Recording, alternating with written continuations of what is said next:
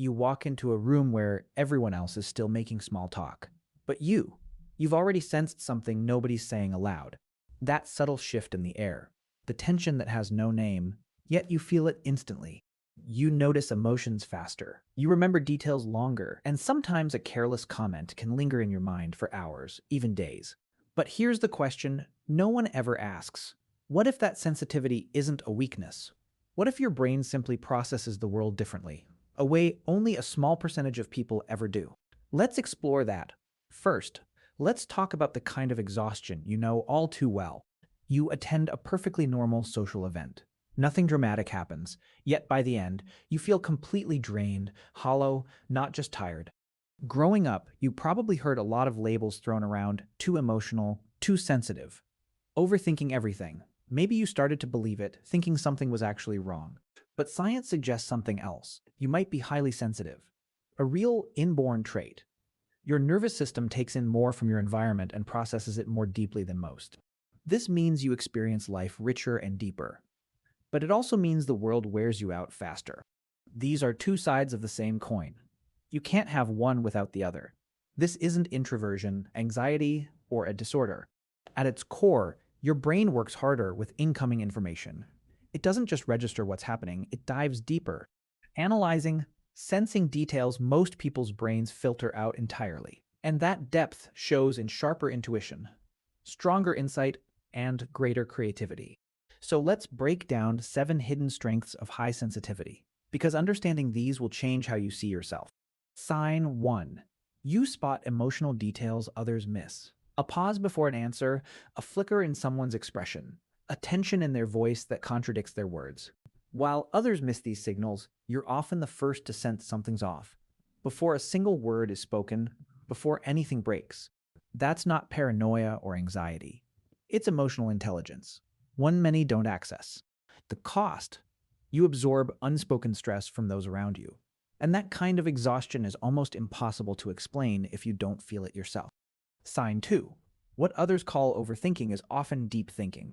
You replay conversations, analyze tone, consider meaning, reflect on what you could have said.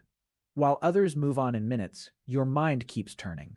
Outwardly, it looks like a problem, but internally, your brain is making patterns, finding meaning, sparking insight, sometimes even creativity. Many highly sensitive people are exceptional analytical thinkers because of this. The problem isn't thinking too much. It's never being told that depth is a skill, not a flaw. Sign 3. Pain and beauty both hit you harder. A song can affect you physically. A painting might stay with you for days. A single line in a book can move you in ways others don't understand.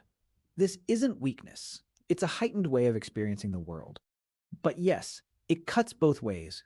Noise is louder, conflict is harsher, cold words leave longer marks. Sensitivity is a double-edged sword. You feel beauty more vividly, but you also feel the hard things more intensely, and both truths live side by side. Sign 4. You aren't bad at connecting. You just don't do shallow connection. Small talk drains you. Forced socializing feels empty. You don't want to fill silence with meaningless chatter. You want real connection. Because of this, some see you as distant, hard to get close to, even cold. But the truth, you just have a higher standard. You'd rather be quiet than fake interest. One honest conversation rather than 10 surface ones. It makes social life trickier, but when you do connect, it's deep, fast, and real. A kind of closeness most spend their lives chasing.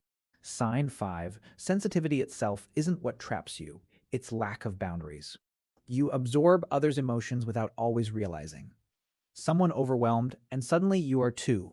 A nearby frustration hits your nervous system like a threat. That doesn't mean you're broken. It means your emotional radar is powerful.